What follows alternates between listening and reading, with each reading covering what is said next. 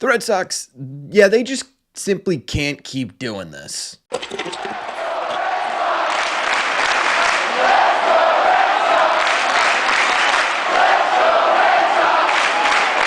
What is going on, everybody? Welcome back to Red Seat Radio. My name is Corbin, and thank you very much for clicking on this video. Look, I genuinely despise making negative videos about this Red Sox team. You guys know me, right? Even when things are going absolutely terribly, I try to find things that bring some positivity to this Red Sox team, but sometimes there are just things that we need to talk about. So we're making our second essentially negative video in a row today because of something that has been driving, I think, everybody absolutely crazy about this Red Sox team, and honestly something that is just flat out killing the Boston Red Sox. And it's a really simple topic, honestly.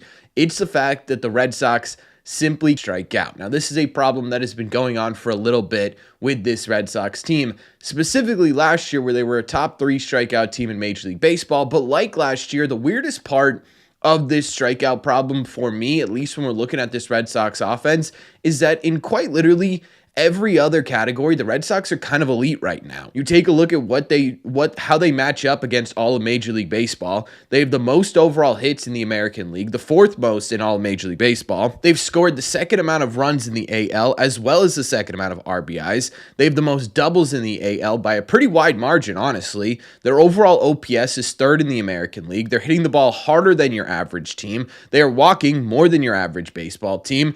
By literally every other metric, they are an elite offensive unit. It's the most interesting thing in the world to me. However, those strikeouts right now, they're sticking out like a sore thumb. They lead all of Major League Baseball right now when it comes to swing and miss, with a staggering 126 strikeouts in their 13 games. Right now, their strikeout rate is at 24.6% as a team. The average in Major League Baseball, by comparison, is 22.5%. That's a 2.1% difference. Now, 2.1% really doesn't sound like a whole lot, right? To us, that's a difference of 8 and 10, right? But at the same time, too, sitting there and looking at this over the course of 162 games, 2% over how many at-bats is that? A ridiculous amount of at-bats is a really, really big number, right? 2% of a large number is still a very large number. And for the Red Sox, that's what's going on right now. But Corbin, if every other offensive metric is in favor of the Boston Red Sox being an elite offensive team, why does strikeouts really matter all that much? Well, to be honest with you, sometimes it doesn't. Take, for example, the game in the Cardinals series where the Red Sox walked them off. The story after the game wasn't so much that the Red Sox struck out 13 times. It was that the Red Sox offense didn't give up, right? They battled, they continued to battle, and they had big hits in big moments.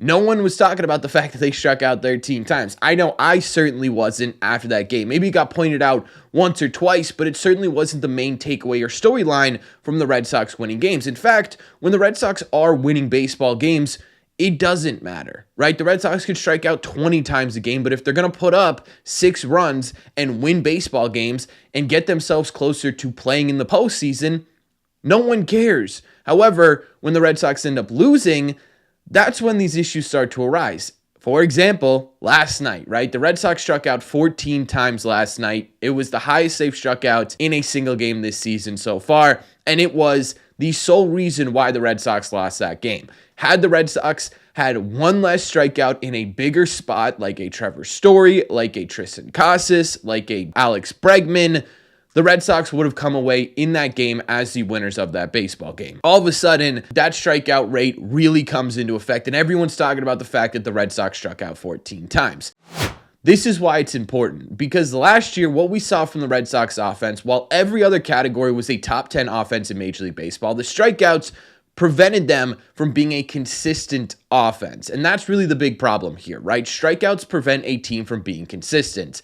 They can look like the greatest team in the world for weeks on end, but at some point, because of the rate that they're striking out right now, they are going to end up looking like the worst team in Major League Baseball, at least offensively, right? And that causes a big issue because that middle ground ends up being dragged down with how low you go because of these strikeouts. In order for a team to be consistent, they need to put the ball in play. It's as simple as that, right? A good baseball baseball team finds ways to win games. Even if the offense isn't giving you those big hits, even if the offense isn't ripping RBI doubles or hitting 3-run home runs, good teams find ways to move runners over into scoring position or into third base, right? Like we saw them not be able to do yesterday. Good teams find ways to generate RBIs via sac flies, via walks, via groundouts, putting the ball in play, essentially, right? It's very, very, very easy conversation to have. A good team is able to do that, and that's where the Red Sox lacked last season. They lacked that ability, that consistency to continue to do that on an everyday basis. What we're seeing early on this season is a repeat of that exact same pattern. What the Red Sox are relying on right now offensively are big moments, big hits, right? Either RBI doubles, home runs, singles, whatever it may be. The Red Sox are relying on that right now to win these baseball games. And again, when it works out, it's absolutely incredible. It's a ton of fun. It's a grand old time here. But when it doesn't work out, this is what you end up getting, right? Stretches where you score 3 runs in 4 games or 4 runs in 4 games, coming off of stretches where you score 36 runs in 3 games. And what ends up happening is you even out, right? You just end up back at 500. And that's why these strikeouts are such a massive issue. That's why it's a really big focus. And that's why it was a big focus last year, despite the fact that the Red Sox had a legitimately potent offense. So the question then becomes, how do the Red Sox fix this? How do they get to a point where that consistency ends up being a little bit higher in that middle ground? Because if all they could do is strike out 3 times less a game, they're going to be able to not only score more runs, but become a more consistent offense. And honestly, it's a really great question, right? Trying to figure out how the Red Sox come to a solution to this is kind of fascinating, because if you look at who the leaders are for the Red Sox in terms of strikeouts, the number 1 name is Rafael Devers. He has 19 strikeouts on the season. That is by far and away the most on this Red Sox team. But at the same time, too, a large majority of that, in fact, most of that came in Rafi's first 5 games, right? The beginning of the season was historically bad for Rafael Devers. Since those first 5 games of the season, he has been, in my opinion, the solution as opposed to the problem, right? Since then, he has 4 strikeouts in 8 games or 30 at-bats.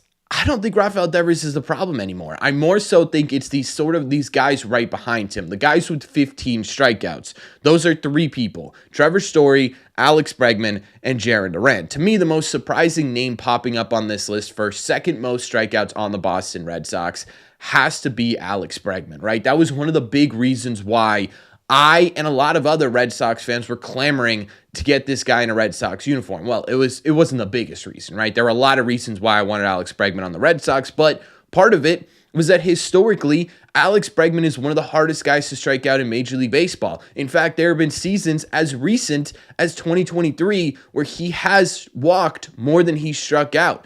That was a big reason I wanted this guy here, to change the middle of this order and give them more contact. Right now, Alex Bregman isn't doing that. He's striking out as much as a guy like Story, as a guy like Casas, and as a guy like Duran, and that's simply not what the Red Sox need. So the question becomes, okay, if a guy like Bregman's doing that, what is going on? Well, I think there could be 3 possible answers to that question. 1, sample size. You're 13 games into a season. You're 13 games in the first 13 games of the season, right? It's not 13 games in the middle of July. It's the first 13 games of the season. Historically, Bregman's been a slow starter. Historically, Casas has been a slow starter. These are guys that take a little bit to warm up in Major League Baseball. What is this going to look like after 26 games, after 30 games, right? That to me is going to be the biggest question. Is this just a slow start from a lot of these guys, or is this a legitimate trend? It's really hard to come to any conclusions about a Major League Baseball team after 13 games. It can lose you a season, but it also can't win you one either, especially the first 13 of a season. So I'm interested to see, is this something that Alex Bregman is struggling with right now that he's going to continue to struggle with? Is it pressure from the contract? Is it pressure from the position the Red Sox put him in? Is it something else? And that leads me to my second thing. Is it a general approach, right? It's not just Alex Bregman. It's everyone. Casas, Duran, Story, Bregman, literally everyone on this team, outside of somehow Ceddanne Rafaela, has more strikeouts than they do walks right now. If every single person is struggling with this, maybe it's an approach thing, right? And this has been talked about for years. Pete Fatse has been enemy number 1 to a lot of Red Sox fans because of this exact same issue.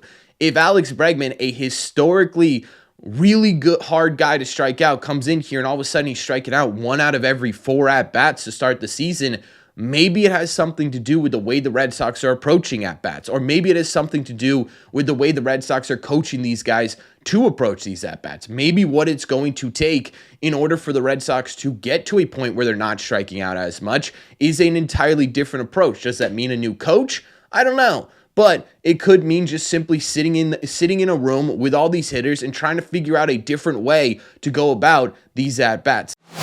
And the third thing I wanted to mention too is simply the fact that maybe this is just who the Red Sox are. I mean, Bregman kind of a exception to this rule, but looking at guys like Story and Casas, they historically have been players who have had some swing and miss in their game. Even a guy like Jarren Duran has struck out more than 20% every single year he's been in Major League Baseball. You combine that with the fact that you have guys at the bottom of this order like Wong and Rafaela, who, by the way, certainly is not the problem this year, but those are guys that historically have struck out a ton too. And if they aren't producing outside of their strikeouts, it's going to look bad no matter what, right? You could give these guys the greatest approach in the world, and there's still going to be some swing and miss in their game. The problem right now is not so much that they're striking out. The problem is they're not doing anything else at the plate, right? If Triston Casas was on pace for 30 home runs and 100 RBIs, no one would be talking about the fact that he's striking out a lot right now, right? But the fact of the matter is that he isn't. He's on pace for a pretty bad season right now, and that's going to be kind of brought up in the grand scheme of things. Trevor Story looking a little bit better than Triston Casas, I think. He's making a lot more contact than Triston Casas is. He's been more impactful for sure, but at the same time, too, you're not seeing that sort of middle-of-the-order bat potential that we know Trevor Story has, and that's why it's really starting to come to the forefront here. And I think, honestly, the answer is it's a combination of these three things, right? It's hard to judge a team on its first 13 games. Approach-wise, I think the entire team has had issues with different pitches in the zone and outside of the zone. A lot of chases on pitches outside the zone.